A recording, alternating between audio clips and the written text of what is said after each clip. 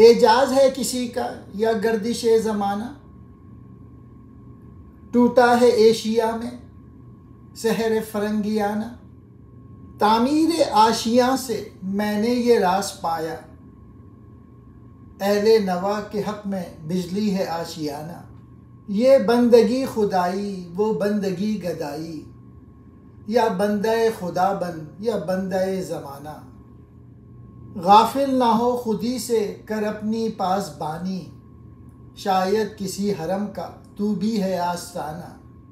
یہ کس کی نگاہ لطف کا معجزہ ہے، یا سمجھ لو کہ زمانے کی گردش کا کرشمہ ہے، لیکن یہ حقیقت ہے کہ ایشیا میں اہل یورپ کا طلسم ٹوٹ چکا ہے۔ مراد یہ ہے کہ ایشیا کے ہر ملک میں اہل یورپ کے تسلط کے خلاف زبردست قومی تحریکیں جاری ہو چکی ہیں۔ اس زمانے میں، اقبال کے زمانے میں، زیادہ تر ایشیا کے ممالک جو تھے وہ غلامی میں مبتلا تھے یورپ کی۔ تو اقبال کہہ رہے ہیں بہرحال یہ یقینی بات ہے کہ ایشیائی قوموں میں اقوام فرنگ کی غلامی سے نکلنے کا جذبہ پیدا ہو چکا ہے، اور وہ دن دور نہیں جب ایشیائی قوم یورپ کی غلامی سے آزاد ہو جائیں گے۔ دوسرے شعر میں اقبال کہہ رہے ہیں آشیانے کی تعمیر سے مجھ پہ یہ راز فاش ہوا کہ نغمے الاپنے والے یعنی چہچانے والوں کے لیے ان کا آشیانہ بجلی کی سی کیفیت رکھتا ہے، گویا حقیقی زندگی اور آزادی کا پیغام دینے والے دنیاوی آسائش اور راحت کا سامان اکٹھا بھی کر لیں تو بھی انہیں آخر یہاں سے جانا ہے، اس لیے اس کے بغیر رہنا ہی ان کے لیے اچھا ہے۔ تیسرے شعر میں اقبال کہہ رہے ہیں جو شخص خدا کی بندگی کرتا ہے